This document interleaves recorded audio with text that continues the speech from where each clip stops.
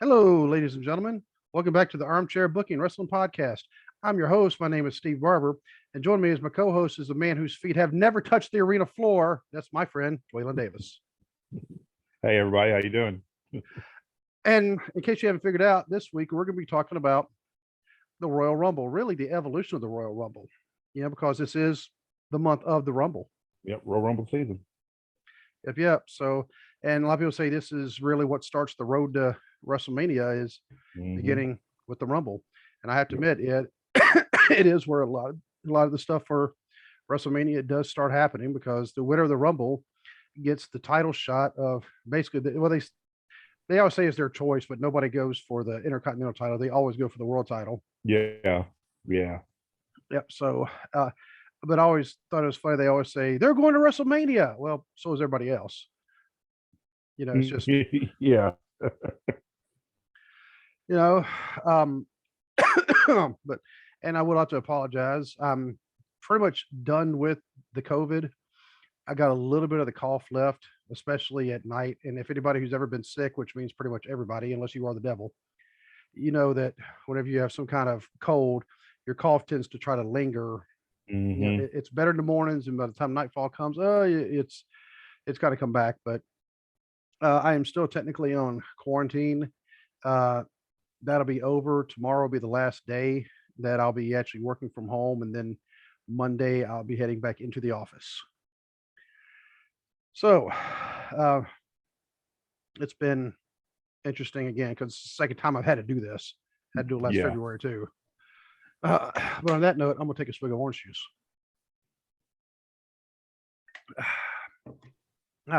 So COVID hasn't hit your family, thankfully. No, not yet. Oh yeah, you don't want it, trust me. But before we get started, just a little bit of news, because we were just discussing this. Mustafa Ali requested a release and was told no. Yeah. From what I saw this morning on WrestleZone on Twitter, it was he's got several year contract, and they basically told him no, that they were like pretty much is like they were like trying to butter him up, saying he was important part of the team and things like that. And it's like the guy hasn't wrestled on TV since October. Wow. It's like I think he's been on Main Event. He took a little time off when his daughter was born, and then he's had some ideas of stuff he wanted to do character wise, and all those got nixed. And apparently there was a extremely heated discussion between him and Vince McMahon right before he requested his release. And of course they told him no, so now he's just stuck there. And I don't understand that mentality. It's like, if they're not happy, to just let them go somewhere else. I mean, the way they're letting talent go anyway, you think they'd be happy having another wrestler off the books. Yeah. I mean, hey, you're trying to free up money. You're saying everything is for cost cutting measures. He's saying, hey, here, cut my cost. Yeah, they're saying everything is budget cut. So it's like, and the dude's asking to get out of his contract, and it's like, then just let him go. Here's something else I thought was kind of interesting. Mustafa Ali, where did he grow up? Chicago. Where did Tony Khan grow up? Chicago. Yeah. Where's Mustafa Ali? Where's his heritage? Yeah. Pakistan. Yeah. Where are the Khans? Yeah. Pakistan. Yeah. You think maybe they're like, oh, yeah, they're going to be wanting him to come to AEW. Yeah, we got to keep this guy away from this guy. Yeah. So, all right, fine. If y'all just want to pay Mustafa Ali just to sit at home, go ahead. I'm pretty sure he's not going to be sitting just on his couch, eating potato chips either. I'm pretty sure, he's going to stay in shape. Oh yeah, but I just don't get letting guys, men and women, letting these wrestlers sit in catering or sit at home. I mean, they did the same thing with Brody Lee when he was there. Like the last Mhm. several months he was there. He just sat at home because they didn't have anything. They didn't have anything for him, but they wouldn't let him out of his contract. Yeah, just They being didn't jerks. plan. They had no plans. Like Vince McMahon stopped having any plans for Brody Lee when Brody Lee wouldn't do a Southern accent because he Right. looked at Brody Lee and was like, "I need you to play this Southern character." The dude's from Rochester. The dude was from Rochester, New York. Where was he getting a Southern accent? And um, Eric Harper, he's from Minnesota. Yeah, Did- Not going to get a real Southern accent out of him either. no, Oh, maybe one day they'll figure it out. If somebody wants to leave, if somebody's not happy, let them leave. Don't make them stay. yeah. Yeah, because But it's I not. think they just do it to prove a point. I think they just do it because they can. Oh, and some of the other news. Last night had the return of John Moxley. Yes. Did you see his promo? I did not because I thought it was being recorded. I forgot last night was the first night they also switched to TBS.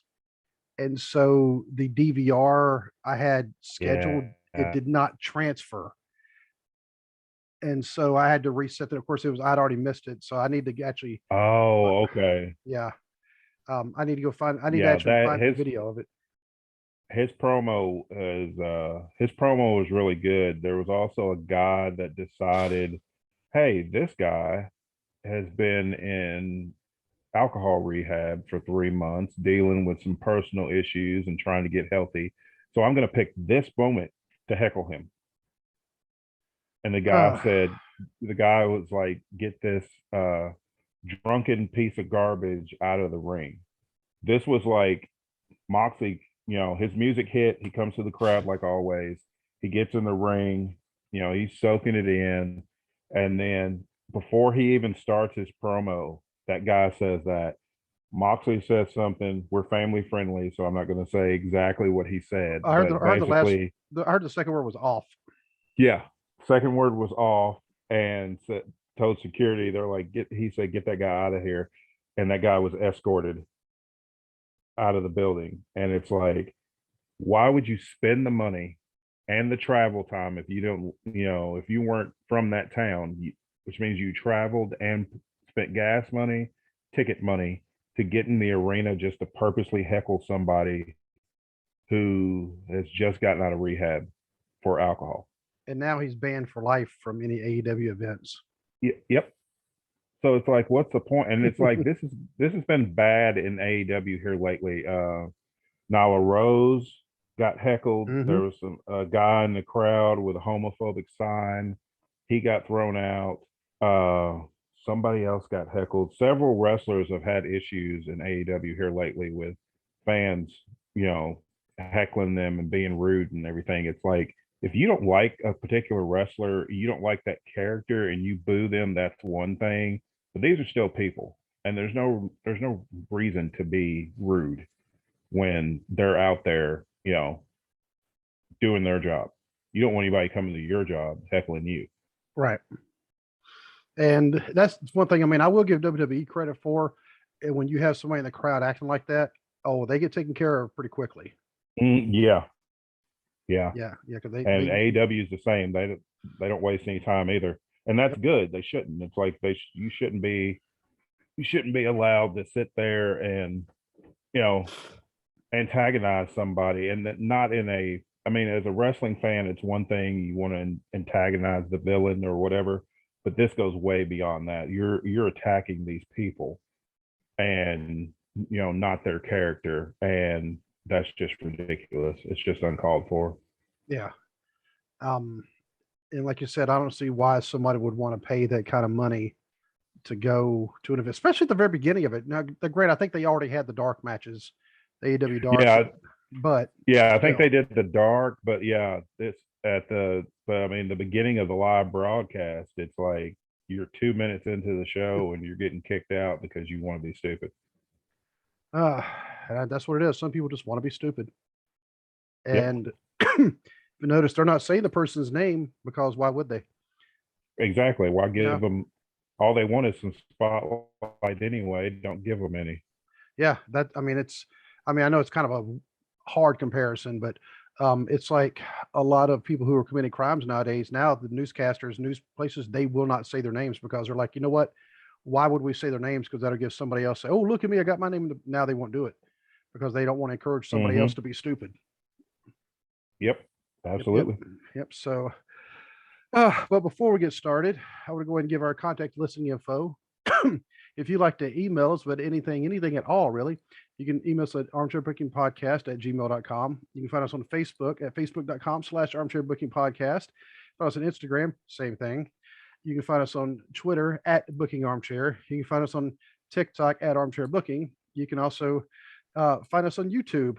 Obviously, if you're watching it, you already know.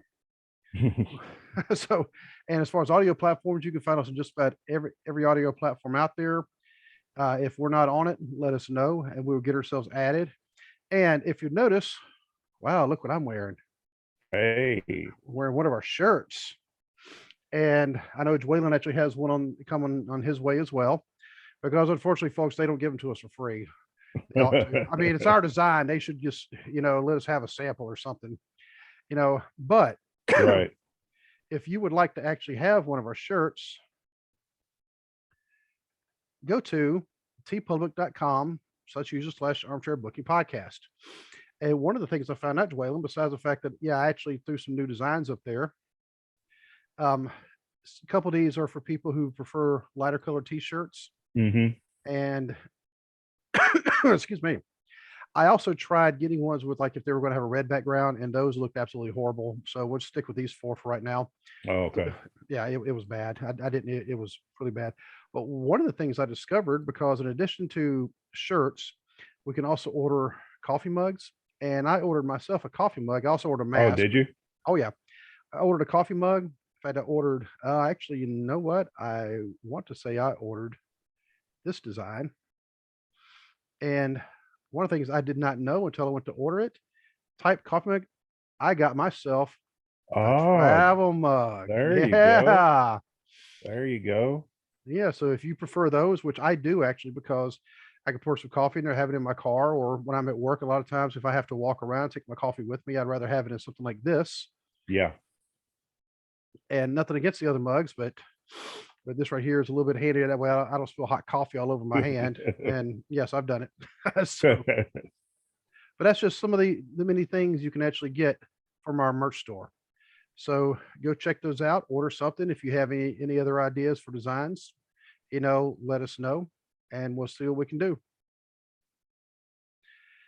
And so I think I got everything. Oh, and we are hosted, of course, by Blog Talk Radio. Yep. Cannot forget them. Yep. Like this man said right here. See? Yeah, we're gonna we got the videos going right now. See, I can just go like this. So Dwaylen, when I say Royal Rumble, what are some of the things that immediately come to your mind? Let's see. Ric Flair winning the title in '92. Ric on the You're breaking up, dude.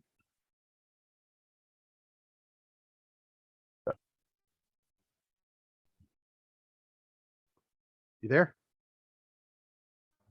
Yeah, you. Turn. Yep. Can you hear me? Yep. Okay. All right. All right. You said Ric Flair 92. Trying to think. Let's see. Yep. Shawn Michaels winning 95. Austin winning. Just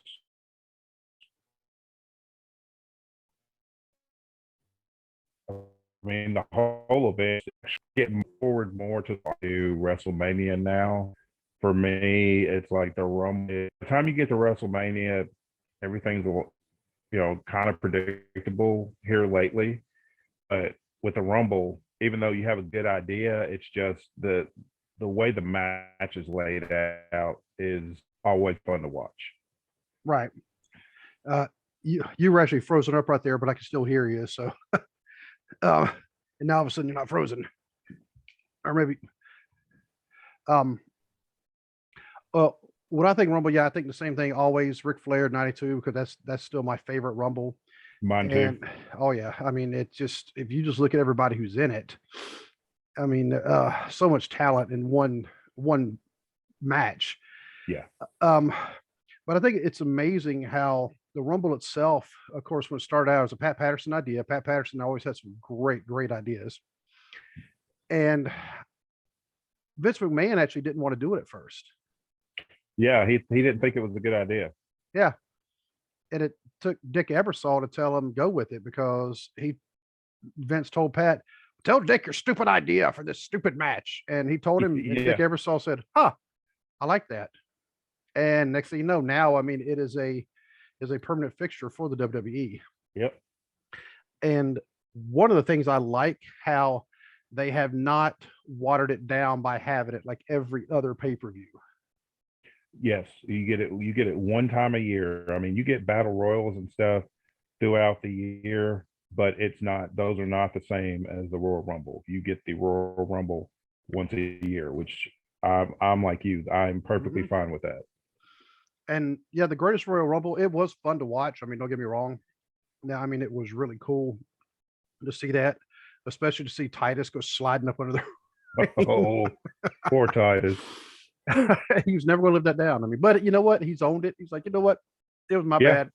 Yeah. I mean, just go with it. But as far as like the regular Rumbles, I'm not really going to include the Greatest Royal Rumble as part of that because it was just a one-time deal just for the Saudi show. Right. You know, and it was fun. And it's like, all right, cool. And if they were to actually do that every year, you know, in Saudi, I'd actually be okay with it because it's separate from this one. But but as long as they're not doing like, okay, for the next pay-per-view, we're going to have another Hell in a Cell. Really? Yeah. Yeah. So, okay, there's getting kind of boring now. But but I like how in 1988, the very first one, they only had 20 wrestlers because that shows you Vince really didn't. I mean, and I guess 20 was a good number to start with, just to kind of show, okay, this is what we can do. Yeah, to kind of test it out and test the water, so to speak, and see how it was going to work out. And would you have ever thought Hacksaw Duggan would be a winner of these? No, that's not a name I would automatically think he's going to win the Royal Rumble, but he won the first one.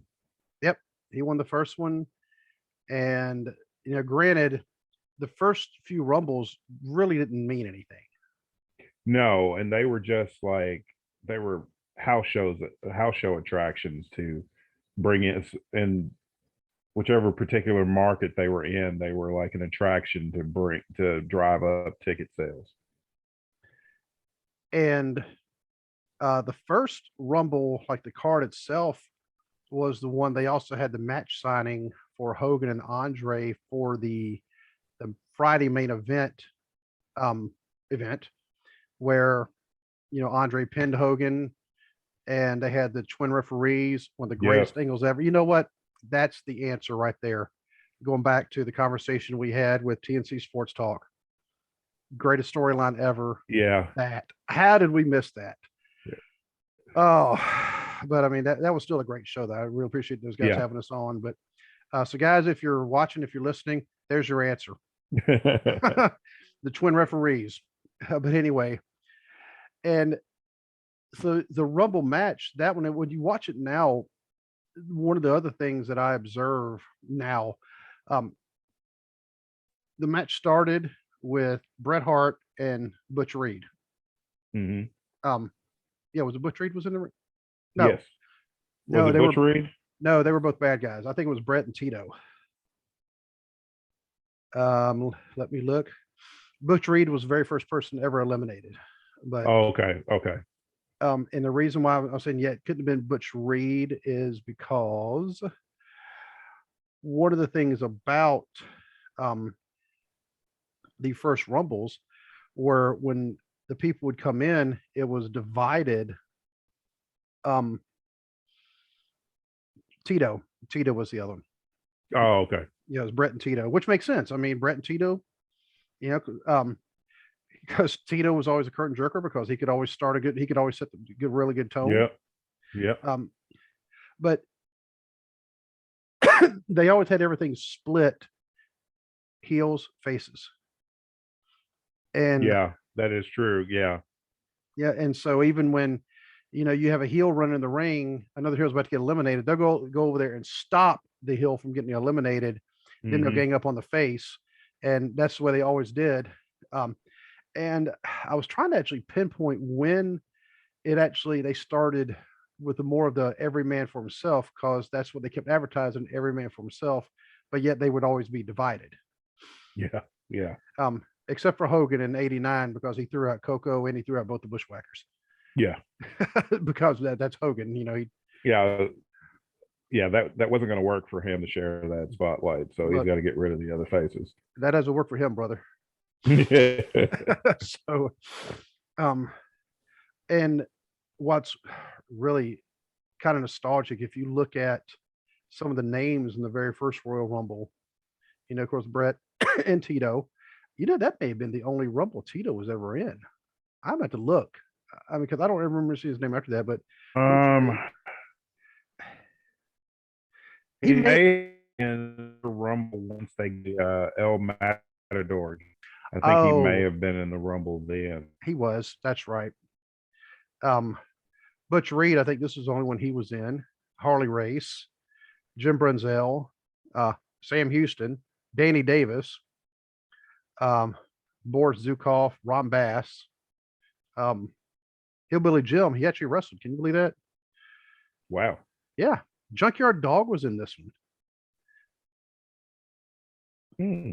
Yeah. So, I mean, that first one was, basically I'm thinking, okay, they took every single person that had a character that was being put out by Hasbro at the time, and they just kind of put in one of them great big rings, and they said, "All right, go." Yeah. Like, go So, ahead. Let's see what you got. yep. And actually, the first card, Sam Houston was in there, and Jake Roberts, and on that card, Rock and Robin was also in the same card. So the three of them. Mm-hmm. Yep. So that's some trivia for you folks. If you don't know what we're talking about, go look it up. Um, but to think, I mean, that one was the first one. I think the only one that actually happened in Canada, and it was just kind of a okay. Here's the match. Okay, we're going to have other matches after this. So it wasn't even the main event, Right. and that was just in. It was in a coliseum. So I don't know which is considered bigger, a coliseum or an arena, or probably about the same size. Probably about the same. But you look at the last four. If you look at this year, um, and starting in 2019, they're being held in sports stadiums, football Yeah. stadiums, baseball stadiums. I mean, Yep. so that tells you how big it's gotten. And they probably should have been doing that, or at least could have been doing that years before. Uh, so they've gone from here, we're going to put you a little bit of an arena. You're not even the main event. Well, now they have two of them on the same night, and they're now in stadiums. Mm-hmm. So, um, but excuse me, sorry. When I look at some of those, also those first rumbles, and '92 was the first one to actually mean anything. Because do you think that if they had not done that, and then somebody had the idea after that, wait a minute, let's have the winner of the Rumble get a title shot at WrestleMania? Do you think the Rumble would have lasted? No. I think people would have lost interest in it because without having something at stake, it's just another battle royal. Right. And it's kind of like what they've done with the Andre the Giant Memorial Battle Royal that they have at WrestleMania. And it's like it doesn't really mean anything. It's just a battle royal. I mean, you get to say you won, Right. but there's no, there's no incentive. There's nothing attractive at the end of the win But with the Royal Rumble, both the men's and the women's Royal Rumble, there's a contendership on the line. Everybody wants to be in a high profile match at WrestleMania. There's no higher profile match than a world title match. So that's what makes it interesting.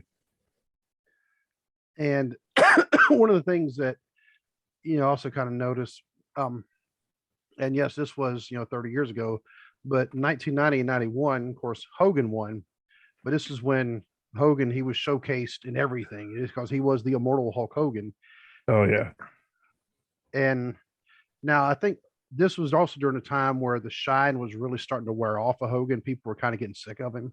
Mm-hmm. And if they had kept on going that route, yeah, I agree with you. Yeah, the Rumble, it would have kind of been like Survivor Series. Remember, Survivor Series used to be a whole bunch of elimination matches. Yeah. And now they might have one or two. Yeah. They usually have, now they have like one men's and one women's, and they're usually in the middle of the card. Right. Because it's usually a world title match at main events. And that's it. It's like, and I agree with you. I think the Rumble would have went that way. I think they probably would have kept it as a January pay-per-view, but I think it would have just been, without that stipulation, it would have been really watered down. It would have just, like I said, it would have just been another battle royal, and people are going to watch those. They're not going to continuously watch those year in and year out if there's nothing at stake. Right. And with 93, the winner, of course, it was Yokozuna. And him earning that title shot against Bret Hart at WrestleMania 9. Of course, that should have been their kind of indicator, because I like Yokozuna. He was a great, great big man. Yeah. But I didn't think he was ready yet for that position, because he got elevated so fast because yeah. Man. And plus the way that one ended, because with Savage dropping the elbow on him, then trying to pin him, and Yoko kind of pressing him over. But if you watch it, they really had a bad camera, because the camera was right there on Savage's feet when he kind of lurched down and then jumped over. So they really should have edited that out on later releases, but if they could have, but that may have been an indicator that WrestleMania 9 was not going to be the greatest, and it sure wasn't. But one of the things in my notes also put down, Randy Savage is not the best person in the Rumble. He really wasn't. No, because like that year against Yoko, he tried to pin him. And then the year, was it the year before that? The year before. The year before that, he was feuding with Jake Roberts, and he eliminated himself to run after Jake. But they kind of the announcers kind of covered that one up, and they said that he wasn't technically eliminated because he hadn't been thrown out by anybody. He had jumped over the top. Right. So, but they tried to cover it up. But yeah, Randy was not he wasn't the best choice to be in a Rumble. No, because he would get a little bit too excited. Yeah. Yeah, because I was sort of thinking Andre, stepped over the ropes and eliminated himself a couple years ago, and that, all right, y'all whatever helps you sleep better at night. Yeah. Yeah. And I don't think they really had a contingency plan for something like that. Somebody accidentally going over the top rope, because like nobody can accidentally go over the top rope. Well, it's happened, and it's happened more than once. Yeah. Well, so, it's happened. Trying to think which Rumble it was. Alex Riley, he was with The Miz at the time, and he was supposed to, because The Miz was feuding with John Cena, Alex Riley was like his backup or whatever. Alex Riley was scheduled to eliminate John Cena from the Rumble, but he got thrown over and lost his grip and hit the floor. And there was nothing they could do because everybody saw Alex Riley hit the floor. Similar thing happened to Steve Austin. He between like sweat and baby oil, he got thrown over the top and lost his grip and just went right over to the floor. He goes, whoop, and he was supposed to be in the final four on that one. Yeah. Yep. And yeah, because that was in '96.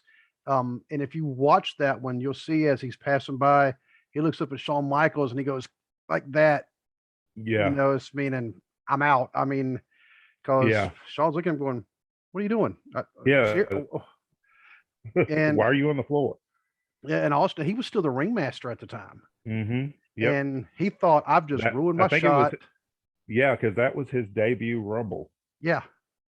Yep.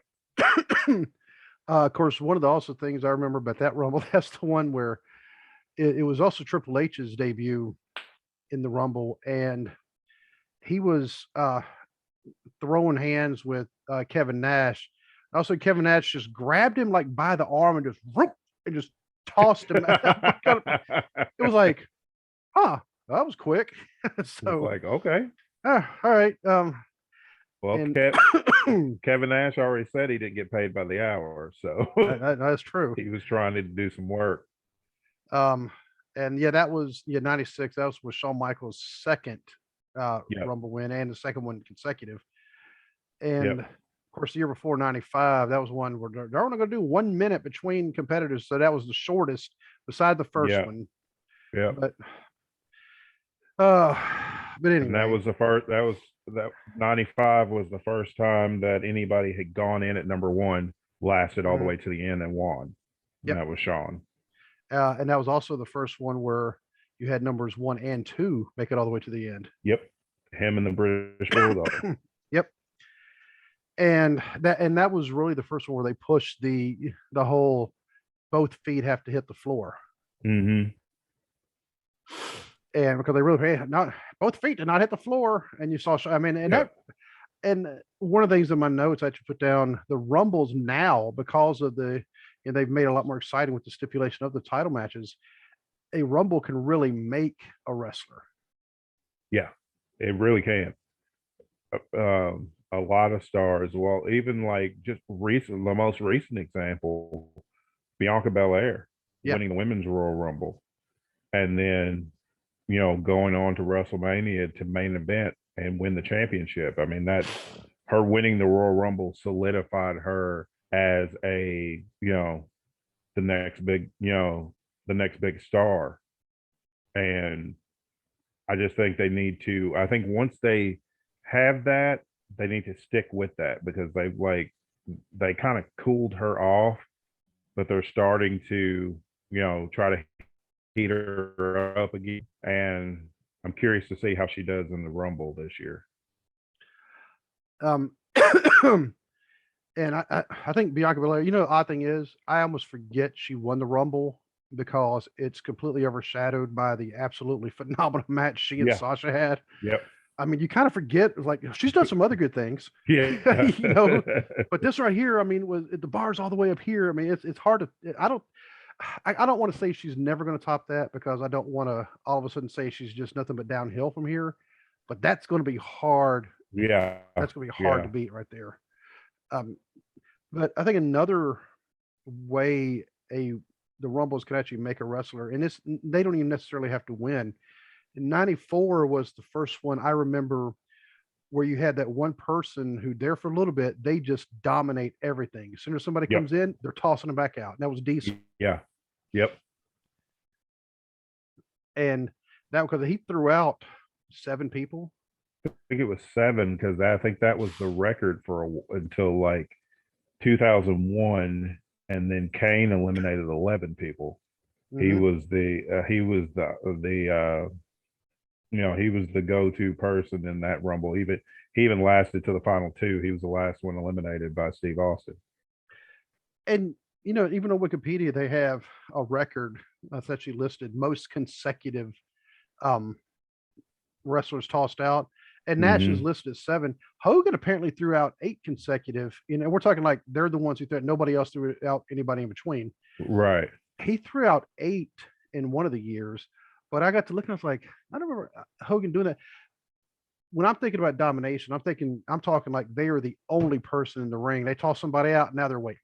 Yeah. And Yeah. Austin's going, Yeah. Austin sitting on the turnbuckle. Yeah. Yeah, going, come on. It's like, come on, who's next? Yeah. Because with Diesel, it was like one of the guns, Billy or Bart, I don't remember which one, but he just tossed him right out. Mm-hmm. Then Bob Backlund came in there. He got tossed. Virgil came in there. He got tossed. The other gun came in, got tossed. And he had already thrown out um, one of the Steiners and Owen Hart. And then when actually he may have thrown out both the Steiner. No, he didn't throw out both the Steiner. Owen threw out one of the other Steiner. And then when Randy Savage came out, that's when all of a sudden his eyes kind of lit up because it's Randy Savage. Yeah. But um, but he was still the bodyguard of Shawn Michaels, and I just remember going, Mm-hmm. "Oh, that's Vinny Vegas." I mean, that, Yeah. Yeah. you know, and that one to me is like, okay, they're, this guy is a lot better than what he had been shown as in WCW. And when he Yeah. finally got eliminated, the fans actually were cheering, clapping for him Mm-hmm. as he was walking out because he did that good. Yeah. And I'm trying to think some of the other ones besides, let's see, Diesel, Austin, of course, Brock Lesnar a couple years ago. They just do Punk did it for a little bit. Yeah. Yeah. Punker, like he would stop his promo. He started giving a promo, he would stop, eliminate somebody, and go back and keep giving Yeah. his promo. Oh, I was like, man, it's like one time you're like, that's impressive, but man, you just somebody go throw him out, and but I mean, it added to it. Yeah. So that's what I thought was just so great, and I really wish I could stop coughing. Um, but what are some of the things I'm missing? Something else? I mean, because what else to you makes the match so great? Because I love watching it. It's just some of it is the mystery people that show up. Like a lot of times, I know in past years they've had Bubba Ray Dudley show up, Rob Van Dam, even Kevin Nash came back as Yep. Diesel one year. Just things like that. Just like you kind of like who's going to show up at the Rumble. For me, it's like who's going to show up at the Rumble, who's actually going to win it, and who's going to last the longest. Like there's always an Iron Man Yep. of a Rumble. That's like I think and I think it's like 62 minutes. Oh, Ray, yeah. Yeah, because Flair had it forever. He had it, and it was like right at I think the 60-minute mark that Flair was in there. Yeah, And it was he like went in at 60 number minutes. 3. It was like 60 minutes and 10 seconds, something like that. Yeah, and it stood forever until Rey Mysterio won the Rumble in 2006.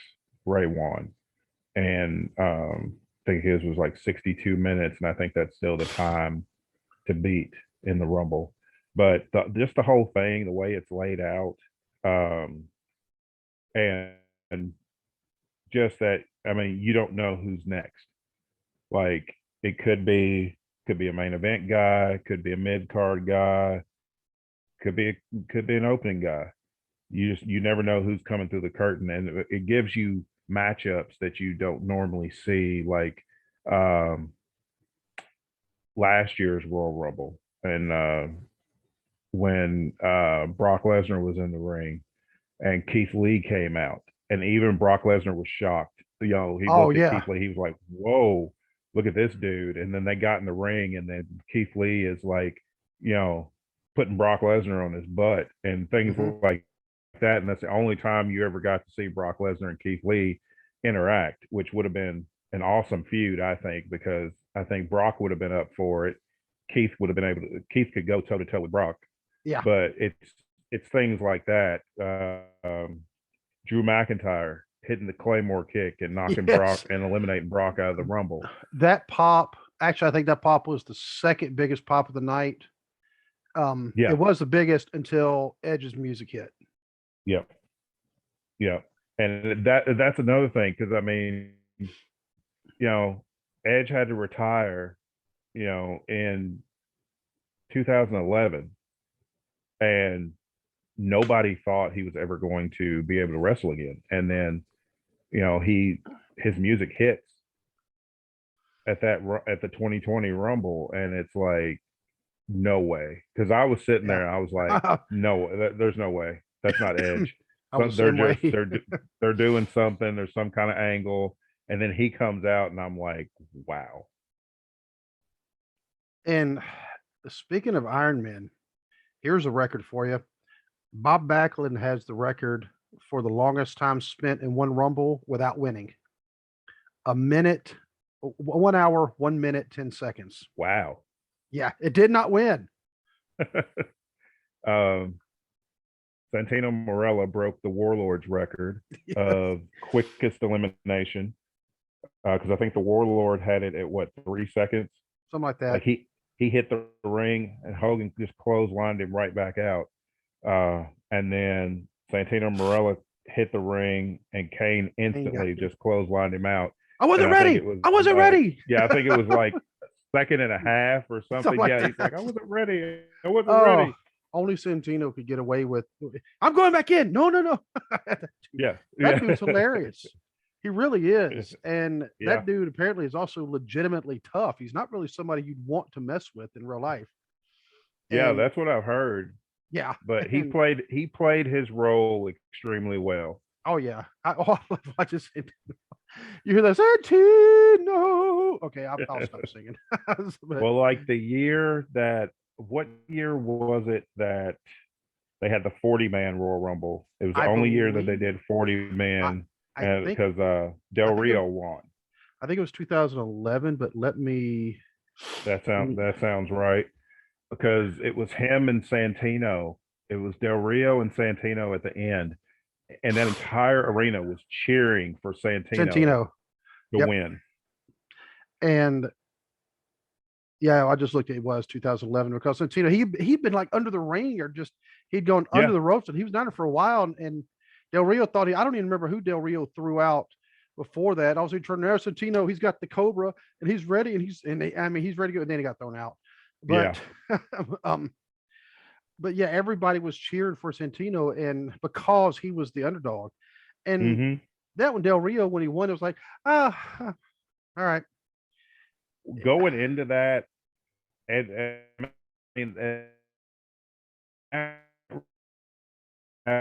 with them, see, they could more than, and I think they found out real quick that they couldn't. They had to add that a lot more, and it's just it wasn't as exciting. There was a whole lot more staying around and waiting in that bowl, waiting for people to come out, because there was so many people involved. And I'm glad they got away from the 40-man Rumble and just stuck with the 30. Yeah, I think it was just like you were breaking up pretty bad, but I think I finally got the gist of what you were saying. But yeah, I could see going to 35, but that's not a nice round number. You need a round number there. Yeah. And and Del Rio really probably shouldn't have been the person to win that particular one. And because he really didn't do a lot, because Edge retained his title against him. Am I right? Yeah, him and Edge wrestled they had the opening match at WrestleMania that year. Edge retained the title, and then shortly after that, Edge retired. Right. And but that Rumble, even though 40 people, you would think, okay, there's a lot of people. I saw something the other day, and it said the most people that's ever been in the ring at one time during a Rumble was 15, and it actually was not that one. I don't remember which one it was. I want to say it may have been like 98, or maybe I'd have to look. Definitely wasn't 99, because that was the one where most of the action took place outside the ring. Yeah. That was a Vince Russo special. We need to get him on and actually ask him about that. Say, hey, bro, bro, what was that all about?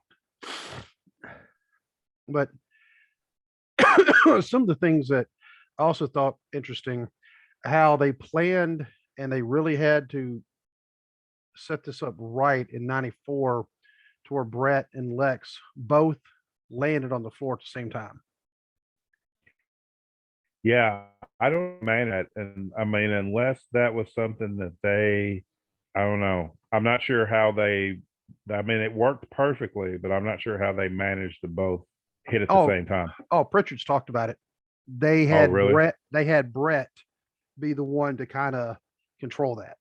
Because if you Oh, look, okay. if you look, Bret's the one who pushed him over, and he's the Yeah, one. And I guess I don't know if they had to try it a couple times, but he made sure they actually trusted Bret to make sure he was watching everything.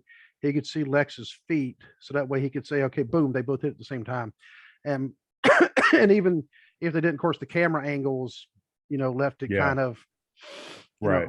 obviously, on purpose. But he said, yeah, they actually did because Bret had made sure. I mean, they said, hey, we got to make this work. And then in 2005, it actually happened for real. Yeah, Batista was supposed to eliminate John Cena. He got hung up in the ropes, and they both went out and hit at the same time. And the camera was right And on him too. And I'm like, then, um, yeah, it's like I don't think that was supposed to happen because the way the refs and everything, they were like, "What do we do?" Of course, then the old man comes out from the back, and then they said I've heard over the years he was the way as furious as he looked coming down that ramp. They said he absolutely was furious yeah, that the ending got botched, but then I don't. He's the only person that can tear both his quads by he by sliding into the ring like that. It's like I didn't even know what happened at first, and then until he tried to get up and just crumpled, and I'm like, ooh, I he thought did it was his, something. I thought it was his knee or something, but they said he tore both quads at the same time. He had to have smacked them on the apron when he was Yeah. sliding into Um, the ring, but man, he hit those hard to tear both quads like that. I've also heard that he tore one sliding in, and then he tore the other one, like when he was trying to get out because he had so much, he was Yeah, overcompensating on the other one. And Pritchard also talks about, he said part of the reason why he tore his quads is because during the events, Vince just sits there at the gorilla position, focused on the monitor. And yeah. so he's been sitting there now for about 3 straight hours. And you got to And he's think all tense and he's yeah, tense and so when he's usually, like right now, I'm going to guess you've been sitting down for about 50 minutes or so, yeah. roughly. Sounds right. And so if you were to stand up right now, before you'd walk anywhere, you'd probably stretch your legs out to get the blood flowing. Yeah. Vince didn't do that. He just Nope, got he did up and just, and if you notice stormed out. Yeah. when he's walking, he's got kind of a weird kind of a gait to his walk. I mean, and so yeah, the blood had not even he had not allowed the blood to flow back to his leg after sitting there for 3 hours. And Kurt, there goes one, there goes the other, and good job, Vince. And so he just But kind I of mean, sat there looking like a little kid, like, yeah, barking out orders. yeah, And then Batista ended up winning when Batista threw John Cena out. The way Cena landed, I thought Cena had messed his knee up because like he landed oh, and I it's remember like that, his yeah. leg was kind of folded under him, and I was like, oh, that does not look good. Go back and watch the '94 Rumble again when Bam Bam threw Doink out. Doink did land like that, and then you see when somebody was I don't remember who was coming in. You saw the referees were actually helping Doink get back because I mean he Oh, had actually hurt his leg. Um, but and then there's in 2000 when Kai and Ty kept bum rushing the ring. oh Lord, that bump that Takumi Shinoko took. Yeah. Oh, I- he had to, there's no way he didn't get a concussion. Oh, he had. He It's like, he hit that mat so hard. mm-hmm. Oh my god. And that's why Funaki just came in by himself after that. You know, but Yeah. if I was him, I would have said nope. Just like, nah, that's okay. That's all I'll right. I pass. mean, my friend just got hurt, so no. Yeah. And The 2000 Rumble was another botch The because Rock, The Rock's feet actually touched first, but they declared him the winner. But they did the right thing though. They worked it into the Right. story. But yeah, they botched that. They probably would have got away with it if the camera hadn't have been like just about right there on them. You could see both of Rocky's feet hit the floor. Yeah. And yeah, of course, that Big Show, wasn't he still involved in the main event? That was That was the McMahon in every corner main event of WrestleMania that year, that which is whole unnecessary. yeah. I I get giving Mick Foley his WrestleMania main event. He earned it, but at the same time, the story would have been better just being Triple H and The Rock for the title. Yeah. Without the extra two guys, without the McMahon's involvement, it was because that was the story. It was Triple H and The Rock for the title. It's just they wanted to pack so much into that WrestleMania that they just, man, that was probably the most bloated WrestleMania I've ever watched. That is, I think, the perfect way to describe it too. Bloated. Yeah, Because because I that mean was there was only one match on the entire card that had a actual one-on-one match, and that was the Cat versus Terry Runnels. in like a cat fight or something. Yeah, some kind of cat fight or something, but everything else was either a tag match, uh, triple threat, fatal four way, uh, 6-man tag, things like that. It was all multi-man matches except for one match. That was the first Hardy's, Edge Christian, Dudley Boys TLC Yeah, match. They didn't call yeah. it. I think they just called it the ladder match. But They called it the triangle ladder match. right, and then Yeah, the next year, the next WrestleMania is the one that blew that one away. Which I didn't think. Yeah, they raised the bar pretty high too. But yeah. we're talking about Rumbles. So, um, another Rumble that the WWE, they don't want to acknowledge as much, because when you're talking about somebody coming in one and Yep, is 2004. yep. Chris Benoit. Yeah. Yep. And we've said it before. I mean, despite what happened in the last 48 hours of his life, Yeah. the man was still just a phenomenal wrestler. And 2004 was a good year for wrestling, because of the story of Yes. him and Eddie. Yeah. Chris Benoit is still, in my opinion, and I know the last 48 hours of his life were, just, it was a horrible thing that he did. But Chris Benoit is still one of the greatest technical wrestlers I've ever seen.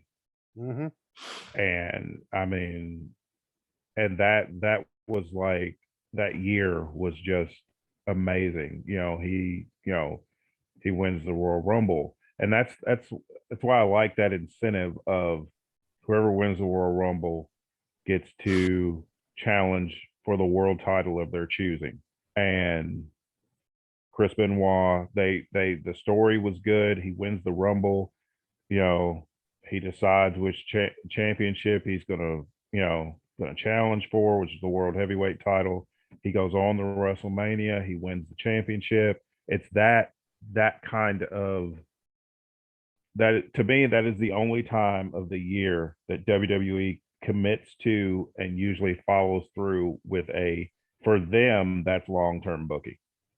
Yeah. From January to April, they will have the story of the Royal Rumble winner. And I like that story. And they should be sticking with that. I mean, it's good wrestling. It's a good story. Yeah. It's what gets people to watch. And granted, every once in a while they'll kind of lay an egg on the winner. Yeah.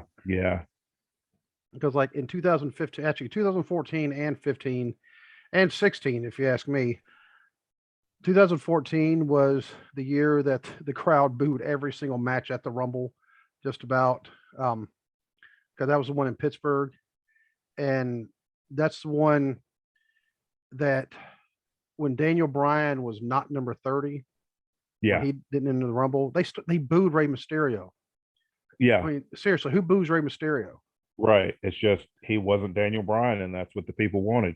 Yeah, and Batista came into the match as a face, and he walked out a heel because they were booing him, so he started flipping them off. Yeah, And because nobody wanted Batista to win that match. yeah, I mean, they were fine with him coming back, but nobody wanted Batista to win that match and then go to WrestleMania because we would have gotten him and Orton, which would have been an extremely boring match. oh yeah, Those two don't have very good chemistry together. mm, And both of them, you got Orton's methodical style and you got Batista's power game, and it doesn't make for a very exciting match. and Batista, uh, I think he threw out Roman last, didn't he? Yes. Yeah. And remember, the It- crowd they had gotten behind Roman for that yeah, one. and that's when they should have pulled the trigger on having Roman win it, was then, because the people were behind him. They hadn't got tired of face Roman yet, and that's when they should have had him win. But nope, we're gonna go with Batista. Yep. So the next year they have Roman win. Well, unfortunately, he was not Daniel Bryan. He was not Daniel Bryan, and even The Rock coming out to save him from Big Show and Kane uh, didn't get the crowd into it. The crowd's still booing. You could see the look on The Rock's face. He's He's like, like, "What are they doing? Why man, are they Why are they booing?" I haven't seen this since Toronto. What's going on? Yeah. So, and if you don't know that reference, look it up. So, and then the next year I was booing because I remember sending you some pretty nasty texts about it. Triple H. That was the Yeah. Here's the thing. Triple H coming out at number 30 was the first problem, because it's like, I get what they were going for, but it just didn't work because Triple H wasn't, everybody knew what they were trying to do, because Triple H was not a full-time guy at that point. He wasn't even a part-time guy. He wrestled occasionally. And what should have happened, it should have went eliminated you're breaking up again. won the title. I said Dean Ambrose should have won the when Triple H eliminated Roman Reigns, then Dean Ambrose should have eliminated Triple H, We got the and then title. we would have got Dean Ambrose and Roman Reigns for the title. But we got the predictable. But they thought, oh, we'll give it to Triple H and have him feud with Roman to put Roman over, and none of that worked. And I knew when he came out at number 30, I'm like, because remember we were texting and we were like, they're gonna have Triple H win. Yeah. And then when he did win, I still Yep. remember the text that I sent to you. They were not very family friendly. Yeah. and you responded with also you agree, and also Yep. not very family friendly. Uh-huh. And the next year, Orton, I wasn't happy with Orton winning the next year because that was also, they had the weird match with him and Bray Wyatt. Bray Wyatt was the champion. And so it was actually kind of predictable. They would have Randy Orton win the Rumble to go face Bray Wyatt because they were a team right before Yeah. that, but they had broken up. And then during the WrestleMania match, that's when they had the worms being flashed on the mat. I'm like, what are y'all doing? And as a fan, I'd been waiting forever for Bray Wyatt to win the world title. Mhm. And I'm like, okay, it's finally there. And then I should have known better, because then it's like, well, we gave you what you wanted Mhm. temporarily. So now we're going to go back to the status quo and give it back to Randy. Yep. The because only, go ahead. I was going I'm to say sorry. we had the champ who carried the lamp. Yeah. The only good thing that came out of that was Randy ended up dropping it to Jinder Mahal, who I still feel was a good champion. Yeah. He just wasn't booked good. I don't think Jinder Mahal was necessarily ready for it, but man, he's got a look, and he can talk on the mic. Yeah, he can talk on the mic. He's got a look. He's got that presence. He carries himself like a champion. But there is something kind of missing there. I don't know what it is. that it factor. Yeah. With that, and I wish he would, if you're going to throw the Cobra Clutch on somebody, just leave it as the Cobra Clutch. Don't do a slam with it. The Cobra Clutch, Yeah. that's enough. Just get them. Okay, you got them, and just Yeah. you're done. You know. Um, but in 2018 is when they started having the women's rumble, and I was kind of like, okay, how is this going to work out? And honestly, for me, it was a kind of a size thing because you don't really see women throwing each other over the top rope during regular matches, and that's Not in WWE. I've seen it in other companies over the years, but WWE always had their women throw each other through the rope right. to the floor. And yeah, that was a big change, having the women throw each other over the top, but it ended up being a pretty Yeah. good rumble. Hmm. Oh, I agree. And one of the, I don't know if it was in the first women's rumble or the next one, where Naomi was thrown over and she pulled the Kofi, and that's actually something else that we've been kind of looking forward to every year. Was like, all right, how's Kofi not going to get eliminated Yeah. this year? Yeah. Well, Naomi did the same thing. She was over on the like the barricade, and Yeah. she jumped over, boom, landed on steps. She goes, woohoo! And somebody came in and just pushed her off the steps anyway. Yeah. I don't remember who it was. Yeah. I was like, that's just wrong, but man, that was funny. Just boom, boom. I think it was Mandy Rose, because I Was it? think they were feuding at the time. Okay. Yeah. 2018 was the first time that with having the first time women's Royal Rumble, two Japanese wrestlers win the Royal Yes. Rumble. Yep. Asuka wins the women's, and Shinsuke Nakamura won the men's. Yep. Of course, they didn't do right by either one of them when they got to WrestleMania. But About to say, yeah, and they haven't used either one properly ever since. right. But in that first one, the one that Oscar won, I don't remember who the girl was, but she was thrown out. And I want to say she walked on her hands to the corner, wrapped her legs around. Yes, I can't remember her name. She was actually in NXT, because they had Yes. some NXT wrestlers there.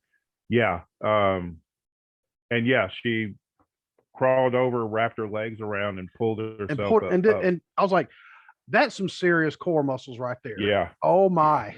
Yeah.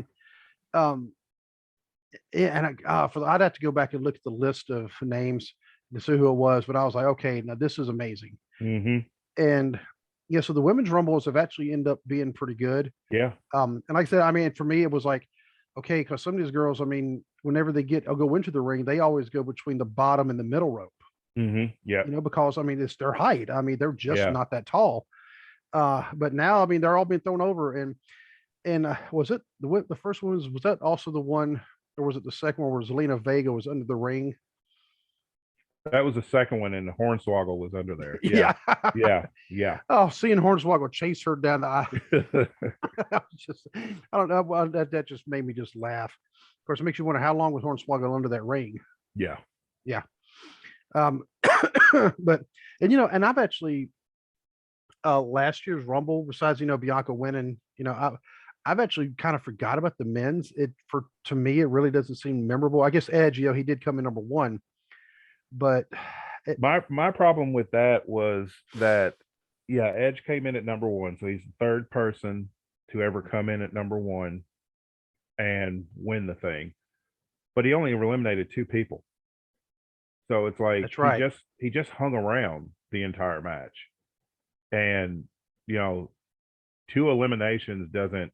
I know everybody can't eliminate 10 or 12 people, but two eliminations is not a star making performance, or whatever you'd like to say. So I was kind of disappointed them having Edge win the Rumble, because I mean, it didn't really amount to anything, because he went to WrestleMania and lost.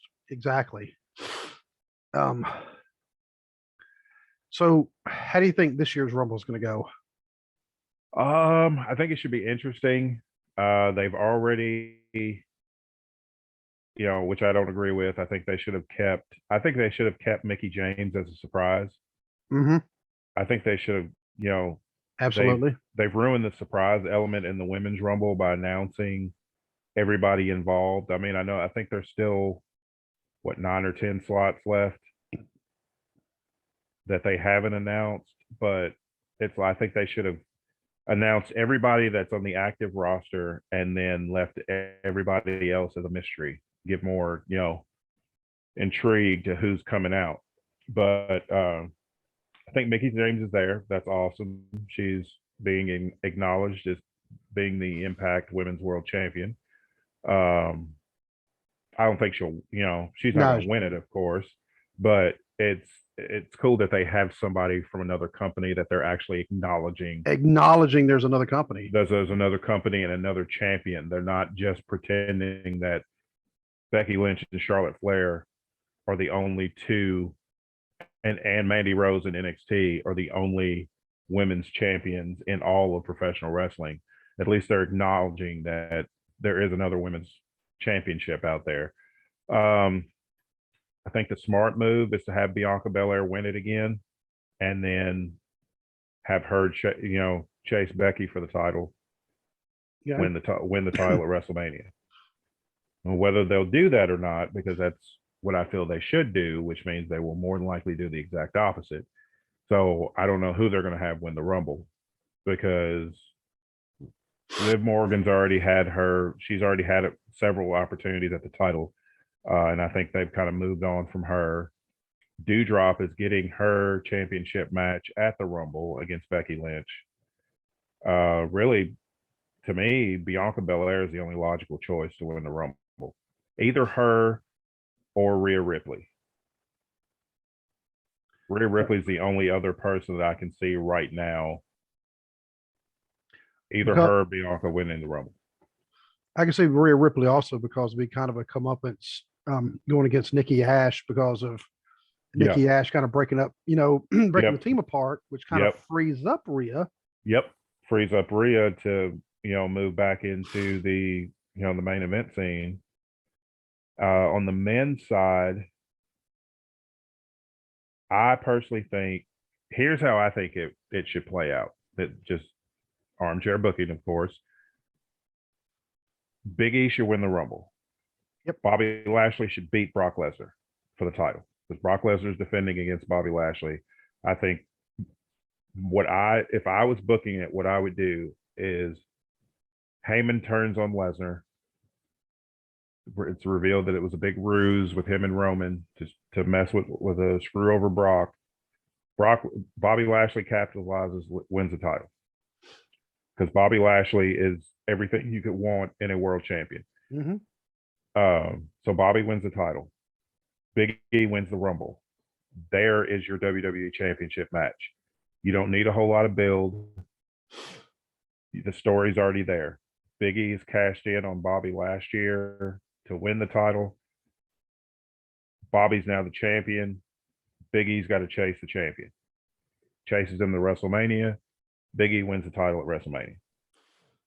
Doesn't hurt Bobby Lashley at all, because he's not being I don't look at that as him being a transitional champion. I think that is continuing the story that they started when Big E cashed in the title and won the title. And nowadays, modern times, having somebody hold the title for 3 months, that used to be considered a transitional champion. Not anymore. That's almost considered a long-term champion. Yeah, that's a lengthy title reign nowadays. Yeah, I mean, it's ridiculous. Yeah. I mean, I wish they would pick somebody and leave it on them, for a while. Well, they've done that with Roman. Yeah, but that's another reason why I think people like the main event scene in AEW better, because they don't do. The company's been in existence for 3 years now. They're only on their 4th world champion. Yeah. Whereas just in the past couple, I don't want to go down that road. I mean, look at WWE in the past 6 months. We'll go in the last year. Since January of last year, there have been, let's see, Drew McIntyre was a champion, lost to The Miz because The Miz cashed in.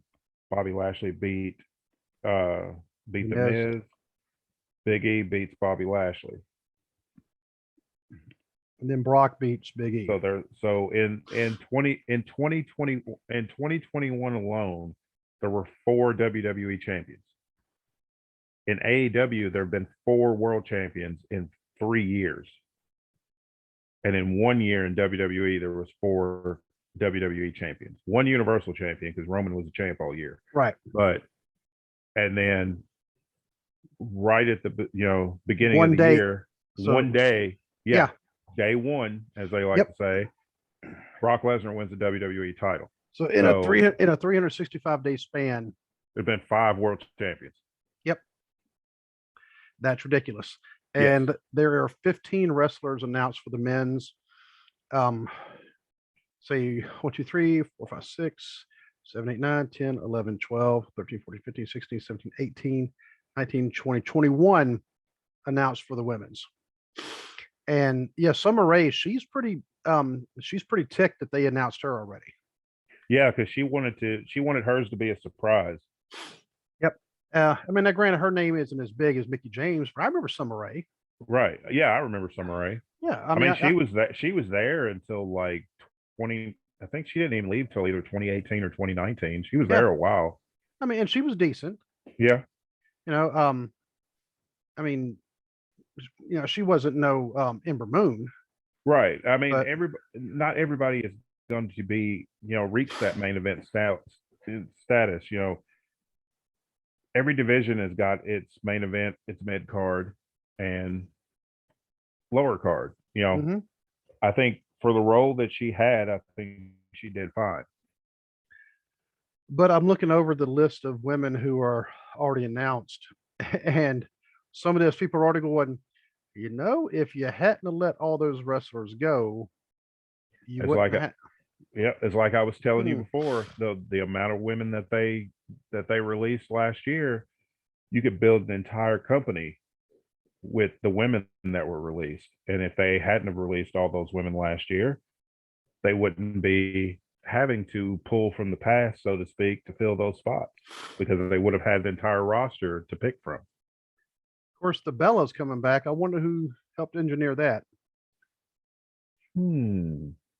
Could it be Johnny Ace? You think? Could be.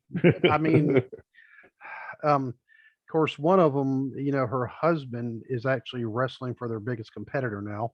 Yeah. But that's neither here nor there.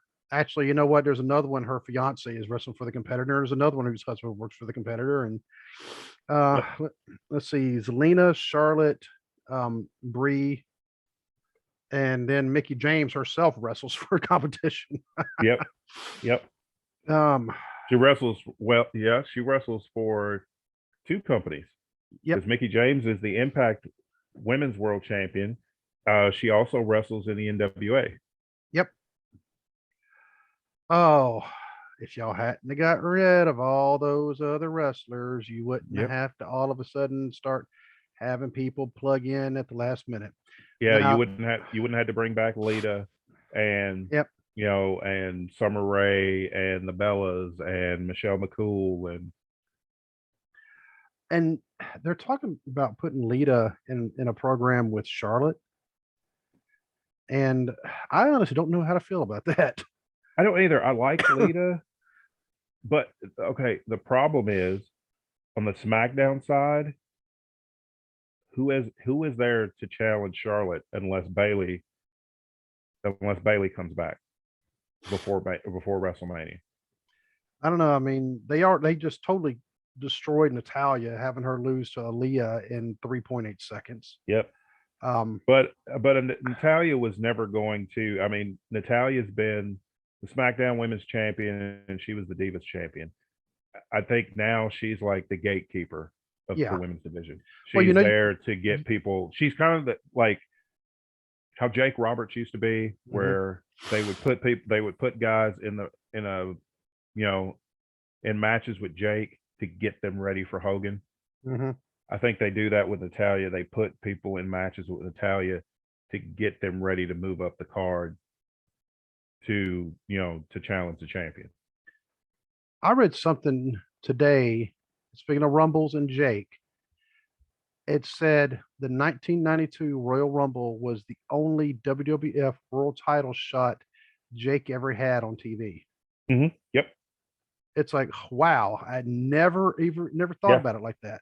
Yep. He never had one on TV. He had them at house shows, but those got stopped pretty quick because Jake was getting cheered and Hogan was getting booed. That ain't gonna work for me, brother. Yeah. And it didn't work for Hogan and it didn't work for Vince because Hogan was the cash cow, so he wasn't going to do anything to mess up that money. No, I mean there was a lot of money at the time. Yeah. So uh yeah, so I still like the Rumble no matter what. There have been some obviously been better than others. Yeah. And and the women, of course, here's the weird thing about them having to bring back all these women. They're not bringing back scrubs.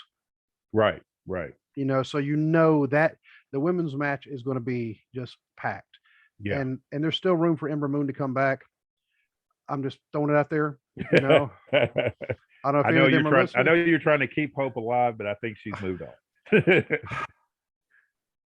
Just in case. And if anybody knows Ember Moon, tell her to look us up. We'd love to have her on the show. Yeah. I mean, we really would. Because I thought she was just absolutely amazing.